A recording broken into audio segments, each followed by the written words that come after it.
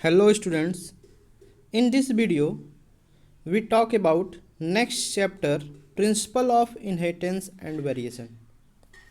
This chapter are most important chapter for exam point of view because this chapter are most interesting and many questions are asked in the examination of CBSE and UP boards so on.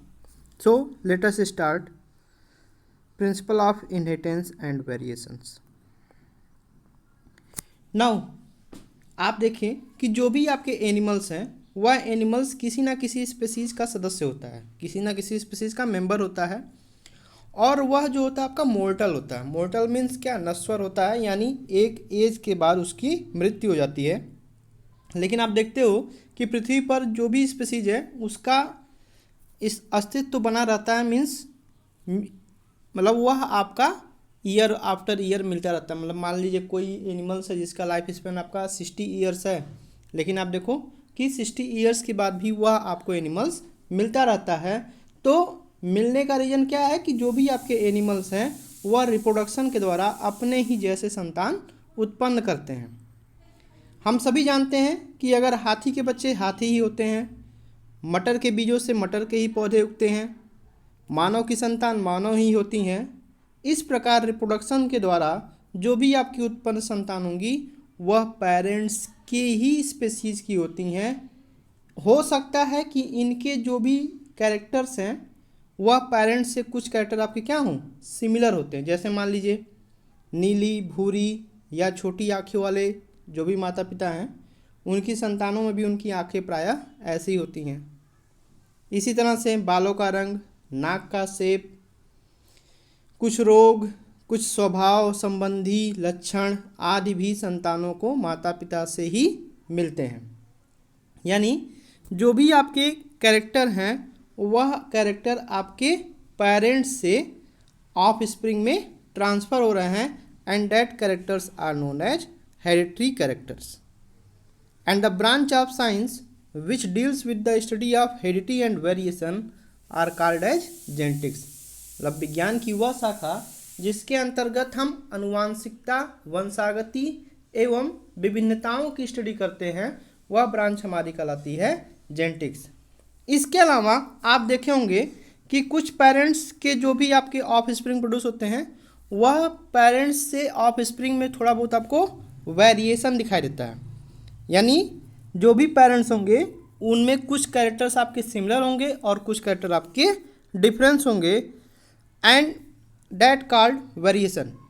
यानी आपको दोनों चीज़ें दिखाई दे रही हैं, character का transmission भी हो रहा है और जो भी ऑफ स्प्रिंग है उसमें आपको कुछ कैरेक्टर पेरेंट्स से डिफर भी दिखाई दे रहे हैं। तो that is the overall of genetics means heredity and variation. The term genetics was given by Bateson. Bateson ने 1905 में सबसे पहले जेनेटिक्स टर्म दिया था। अगर आप देखें तो human 8000 to 2000 BC variation is due to sexual reproduction. मतलब ह्यूमन जानते थे लगभग 8000 से लेकर के 1000 BC तक जो भी वेरिएशन होगा वेरिएशन आपका सेक्सुअल रिप्रोडक्शन के थ्रू ही होता है, क्योंकि ए सेक्सुअल रिप्रोडक्शन में आपके कोई वेरिएशन नहीं होते हैं और ए सेक्सुअल रिप्रोडक्शन में जो भी आपके ऑफ स्प्रिंग बनते हैं वह आपके क्लोन होते हैं। जो भी आपका वेरिएशन एक्सप्लॉयड होगा, जो भी आपके वाइल्ड एनिमल्स हैं, वाइल्ड प्लांट्स हैं, उसमें से हम ब्रीड को सेलेक्ट करते हैं और सेलेक्ट ऑर्गेनिजम्स जो भी आपके डिजायरेबल कैरेक्टर्स होते हैं उनके बीच में हम क्रॉस करा देते हैं। जैसे फॉर एग्जांपल मान लीजिए कोई प्लांट्स है जिसमें कुछ कैरेक्टर्स आपके बहुत अच्छे हैं, कुछ प्लांट्स ऐसे हैं जिसमें कुछ कैरेक्टर आपके अच्छे नहीं हैं, तो हम क्या करते हैं उसके बीच में क्रॉस करते हैं ताकि जो हमको ऑफ स्प्रिंग मिले, जो प्लांट्स प्रोड्यूस हो उसमें आपका डिजायरेबल कैरेक्टर हो। यानी हम उसका आर्टिफिशियल सिलेक्शन करेंगे और सिलेक्शन करके फिर आपका क्रॉस करा देंगे। फॉर एग्जांपल साहिवाल जो कि काऊ है, ये आपकी पंजाब की है। इसके अलावा आपको अभी कुछ कैरेक्टर आपको बताया गया कि जेनेटिक्स क्या है, the branch of science which deals with the study of heredity and variation. यहाँ पर दो वर्ड आया आपका heredity and variation. Heredity means transmission of character from parents to their offspring, यानी जो भी कैरेक्टर आपके ट्रांसफ़र होते हैं पेरेंट्स से ऑफ स्प्रिंग में, वह कैरेक्टर कहलाता है आपका hereditary character. Variations, variation means क्या, जो भी आपका डिफरेंस होगा ऑफ स्प्रिंग में विद देयर पेरेंट्स, यानी जो भी आपको विभिन्नताएं दिखाई देंगी ऑफ स्प्रिंग में पेरेंट्स से, तो वह कहलाएगा आपका variation. Hereditary variation, these are genetical and inheritable.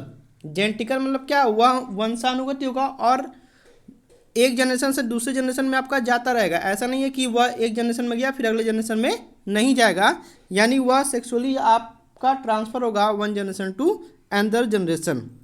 इसके अलावा बहुत सारे आपके इन्वायरमेंटल वेरिएशंस होते हैं और ये वेरिएशंस आपके एक्वायर्ड होते हैं और नॉन इनहेरिटेबल होते हैं। जैसे कहा जाता है कि पहलवान का बच्चा पहलवान नहीं होगा, क्यों नहीं होगा, क्योंकि वहाँ पर क्या है, उसके अकॉर्डिंग उस पहलवान ने अपने आप को इन्वायरमेंटल कंडीशन के अकॉर्डिंग चेंज किया। तो ऐसा नहीं है, यानी जो भी आपका इन्वायरमेंटल वेरिएशन होगा वह एक्वायर्ड होता है, मतलब स्वयं अर्जित की जाती है, और नॉन इनहेरिटेबल होगा, यानी वह नेक्स्ट जनरेशन में आपका नहीं जाता है। अब बात करें जो सबसे आपके इम्पॉर्टेंट साइंटिस्ट हैं जिनके आधार पर, जिनके सिद्धांत पे जो जेनेटिक्स का आपका आधार है, सर ग्रेगर जॉन मंडल, जिनको हम बोलते हैं फादर ऑफ जेनेटिक्स।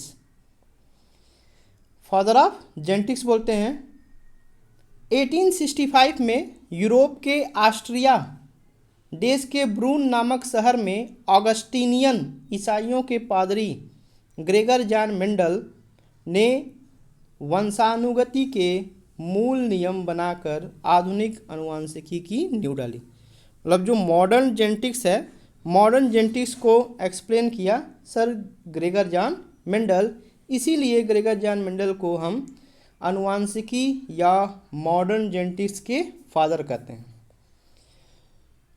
जेनेटिक्स पर जो मेंडल की खोज है, उन्होंने अपनी जो भी हाइपोथेसिस दिया था, जो भी आपका हाइब्रिडाइजेशन एक्सपेरिमेंट किया था, उस हाइब्रिडाइजेशन एक्सपेरिमेंट को 1866 में annual proceeding of the natural history society of Brunn में छपा था। मतलब उनका जो भी आपका हाइपोथेसिस था, वह हाइपोथेसिस आपका एक जनरल था, annual proceeding of the natural history society of Brunn 1866 में छपा था। लेकिन दुर्भाग्यवश या कारणवश कहिए कि 34 ईयर्स तक जो भी प्रेजेंट टाइम के वैज्ञानिक थे, उन वैज्ञानिकों का इन पर ध्यान नहीं गया।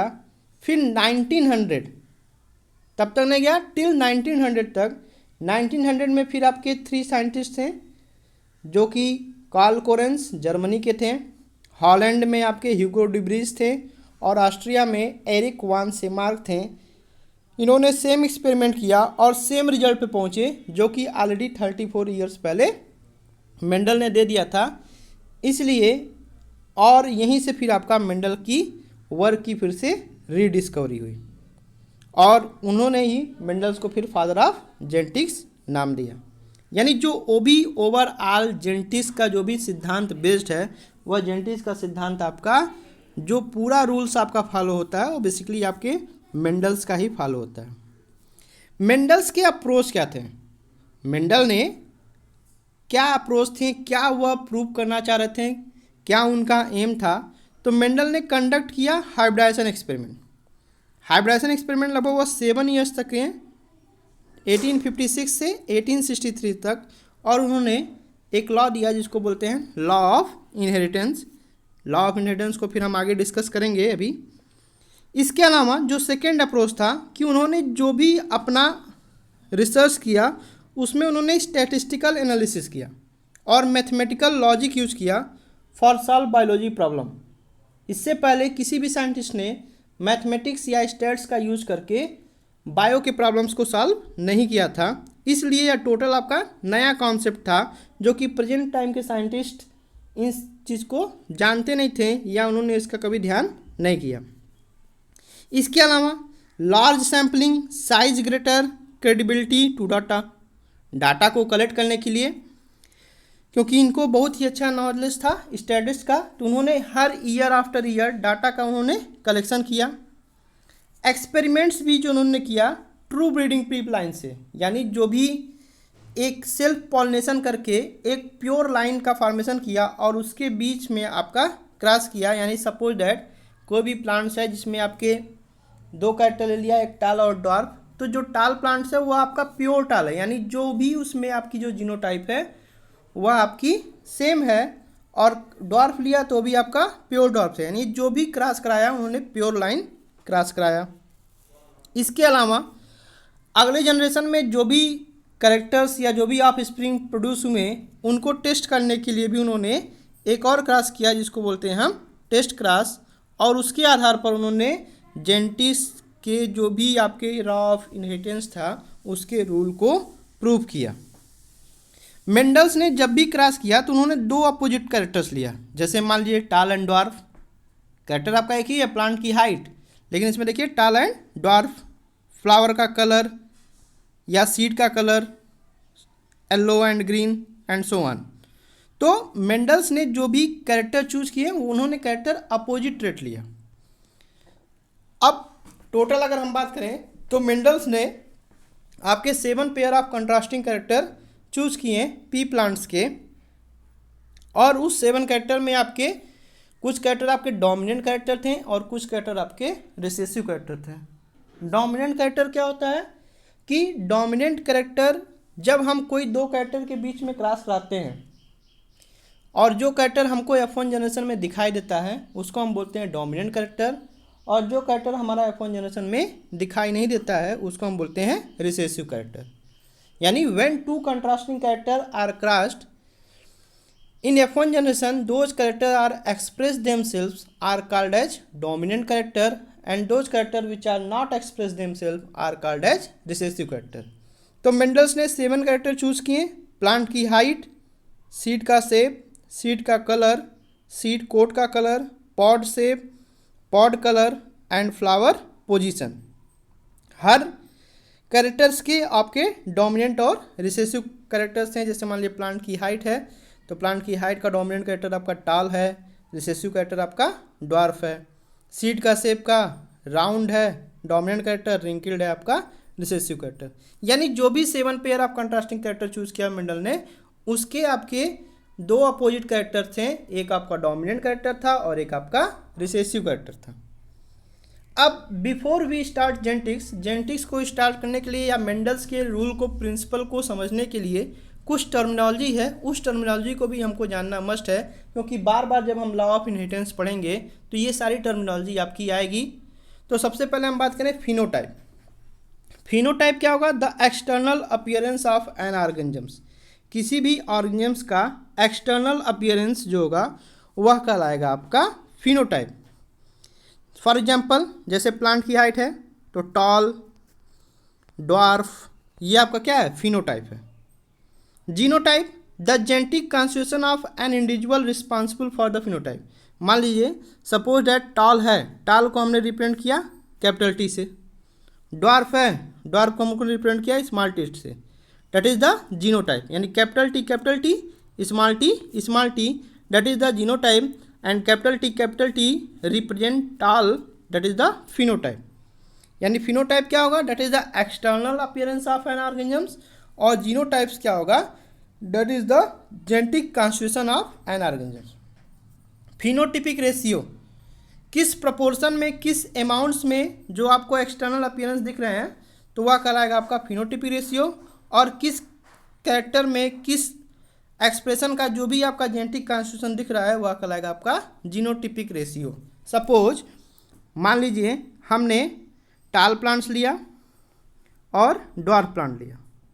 टाल प्लांट को हमने रिप्रेजेंट किया कैपिटल टी से, स्मॉल प्लांट को हमने रिप्रेजेंट किया स्मॉल टी से। जो भी गैमेट बनेगा, चूंकि ये होमोजाइगस कंडीशन है, होमोजाइगस कंडीशन मीन्स क्या होगा कि जो भी आपके इंडिविजुअल्स होंगे उसमें जो जीन होंगे आपके आइडेंटिकल होंगे, यानी कैपिटल टी आइडेंटिकल जीन है, स्मॉल टी ये आइडेंटिकल जीन है। और जब भी आपका होमोजाइगस कंडीशन होगा तो होमोजाइगस कंडीशन में आपके केवल only one type of gametes produce होंगे, और गैमेट्स को हमेशा हम सर्किल में लिखते हैं। यह भी आपका होमोजाइगस है तो यहाँ भी आपका एक ही प्रकार का गैमेट प्रोड्यूस होगा स्मॉल टी। अब क्या होगा? अब इसके बीच में हम क्रॉस करा देंगे कैपिटल टी और स्मॉल टी के बीच में, तो हमको जो F1 जनरेशन में जो इंडिविजुअल्स मिलेगा वो मिलेगा कैपिटल टी और स्मॉल टी। और यहाँ पर देखिए ये हेट्रोजाइगस कंडीशन हो गया। क्यों हो गया? क्योंकि यहाँ पर जो दोनों जीन हैं वह जो जीन आपके अनआइडेंटिकल हैं, मतलब एक आपका कैपिटल टी है और एक आपका स्मॉल टी है। तो ये हमारा हो गया हेट्रोजाइगस कंडीशन। अब हमने क्या किया कि जो भी हमारा capital T small T F1 generation में मिला, उस कैपिटल टी स्मॉल टी का हमने क्या कर दिया? सेल्फ क्रॉस कर दिया। सेल्फ क्रॉस कर दिया मतलब यानी कैपिटल टी और स्मॉल टी से। तो हमने एक बॉक्स बनाया और उस बॉक्स को हम बोलेंगे क्या? पुन्नेट स्क्वायर। और उस पुन्नेट स्क्वायर में हम गैमेट्स बनाएंगे। तो अगर हम देखें तो कैपिटल टी स्मॉल टी है, यानी ये कैपिटल टी और स्मॉल टी दो बनेंगे क्योंकि हेट्रोजाइगस कंडीशन है। और यहाँ भी कैपिटल टी स्मॉल टी बनेगा। क्रॉस कर देंगे तो capital T capital T, capital T small T, capital T small T, small T small T. तो हम कुछ 4 प्लांट्स दिखाई देंगे। उस 4 प्लांट्स में देखेंगे तो ये पौधा हमारा टाल होगा, प्योर टाल होगा, ये भी, और ये हमारे हेट्रोजाइगस टाल होंगे और ये हमको डॉर्फ मिला। यानी हम देखें तो टाल हमको कितने मिले? 1 2 3 पौधे हमको टाल मिले और एक पौधा हमको डॉर्फ मिला। तो that is the phenotypic ratio. तो फिनोटिपिक रेशियो हमारा कितना हो जाएगा? 3:1। मतलब 3 पौधे हमको टाल मिले और एक पौधा हमको डॉर्फ मिला। तो ये हमारा कहलाएगा फिनोटिपिक रेशियो। जीनोटिपिक रेशियो की बात देखेंगे तो कैपिटल टी हमको 1 मिला, कैपिटल टी स्मॉल टी हमको 2 मिला, स्मॉल टी हमको 1 मिला। तो यहाँ पर आप देखिए तो हमको जो रेशियो मिलेगा 1:2:1 का रेशियो मिलेगा। तो यह हमारा कहलाएगा आपका जीनोटिपिक रेशियो। आई बात समझ में? Dominant gene and recessive gene अभी बताया कि जो आप क्रॉस करोगे कैपिटल टी और स्मॉल टी में, आपने जब क्रॉस किया तो F1 जनरेशन में हमको जो कैरेक्टर दिखाई दिया वह कैरेक्टर हमारा कहलाएगा डोमिनेंट कैरेक्टर। और उसके लिए जो जीन रिस्पॉन्सिबल होगा वह हमारा डोमिनेंट जीन होगा। और जो कैरेक्टर हमको नहीं दिखाई देगा वह कहलाएगा आपका रिसेसिव कैरेक्टर और वह आपका रिसेसिव जीन होगा। ठीक है? यानी अगर हेट्रोजाइगस कंडीशन में देखें तो हेट्रोजाइगस कंडीशन में जो डोमिनेंट जीन होगा वह अपने आप को एक्सप्रेस करेगा और रिसेसिव जीन जो है वो अपने आप को एक्सप्रेस नहीं करता है। हाइब्रिड्स क्या होते हैं? हाइब्रिड्स की बात करेंगे जब हम 2 कैरेक्टर को लेकर के क्रॉस कराएंगे 2 डिफरेंट पेरेंट्स से, तो जो हमारा ऑफ स्प्रिंग प्रोड्यूस होगा वह हमारा हाइब्रिड कहलाएगा। यानी हमने टाल और ड्वार्फ के बीच में क्रॉस कराया तो F1 जनरेशन में हमको कैपिटल टी स्मॉल टी मिला, that is the hybrid plants. क्योंकि इस प्लांट्स में आपके दोनों कैरेक्टर होंगे, दोनों पेरेंट्स के आपके कैरेक्टर मिलेंगे, तो वह कहलाएगा आपका hybrid. Back cross and test cross. Back cross क्या होता है? The cross between F1 hybrid and one of its parents. Means क्या हुआ कि जो हमारा F1 जनरेशन में जो प्लांट प्रोड्यूस हुआ उसका हम क्रॉस किसी भी पेरेंट से कर दे, चाहे मेल से चाहे आपका फीमेल से, चाहे डोमिनेंट से चाहे रिसेसिव से, तो वह कहलाएगा आपका back cross. Test cross is also back cross, but in test cross हम F1 जनरेशन में जो हमारा प्लांट्स आएगा उसको हम केवल रिसेसिव पेरेंट से क्रॉस करते हैं। और जब हम रिसेसिव पेरेंट से क्रॉस करेंगे तो हमको रेशियो हमेशा मिलेगा 1:1 का। जैसे देख लीजिए, मान लीजिए F1 जनरेशन में हमको कैपिटल टी स्मॉल टी मिला, इसका हमने सेल्फ क्रॉस कर दिया रिसेसिव पेरेंट से स्मॉल टी से। हेट्रोजाइगस कंडीशन है, 2 तरह गैमेट प्रोड्यूस होगा, कैपिटल टी और स्मॉल टी, और यहाँ पर आपका केवल स्मॉल टी प्रोड्यूस होगा। तो हम क्रॉस कराएंगे तो हमको कैपिटल टी स्मॉल टी मिला और स्मॉल टी मिला। यानी जो रेशियो मिलेगा हमको वह रेशियो हमको 1:1 का रेशियो मिलता है। तो टेस्ट क्रॉस में हमारा जो रेशियो मिलेगा वह आपका 1:1 का मिलता है। तो that is the overall terminology before we start Mendel's law of inheritance. अब फर्स्ट क्वेश्चन ये राइज होगा कि मेंडल्स ने मटर के ही पौधे को क्यों चुना, पी के प्लांट्स को ही क्यों चुना? इसके अलावा भी बहुत सारे प्लांट्स थे, उसको उन्होंने क्यों नहीं चुना? क्यों मटर के ही पौधे को चुना? तो उसके भी आपके कुछ कैरेक्टर्स थे पी प्लांट्स के। क्यों? पहला कैरेक्टर क्या था कि pure variety are available. Pure variety जो है वो आपकी आसानी से मिल जाएगी। Pea plants are easy to cultivate, उसको कहीं भी आप ग्रो करा सकते हो। लाइफ साइकिल जो होगी प्लांट्स का वो आपका कुछ ही मंथ का होता है, 2 से 3 महीने का होता है, इसलिए रिजल्ट भी आपको उसका आसानी से मिल जाता है। जो भी कैरेक्टर्स हैं आपको क्लियरली विजिबल होते हैं, जो भी कैरेक्टर्स हैं आपको क्लियरली दिखाई देते हैं। फ्लावर्स जो होते हैं आपके बाइसेक्सुअल होते हैं और नॉर्मली सेल्फ पॉइंटेड होते हैं। देखते होंगे मटर के जो फ्लावर्स होते हैं आपके क्लोज टाइप होते हैं, नेचुरली उसमें आपका सेल्फ पॉलिनेशन नहीं होता है, और उसमें हम क्रॉस पॉलिनेशन मैनुअली कर सकते हैं, और इसमें जो आपका हाइब्रिड प्रोड्यूस होगा वह हाइब्रिड आपका फर्टाइल होगा। इसलिए मेंडल्स ने पी के प्लांट को सेलेक्ट किया। Okay, thank you.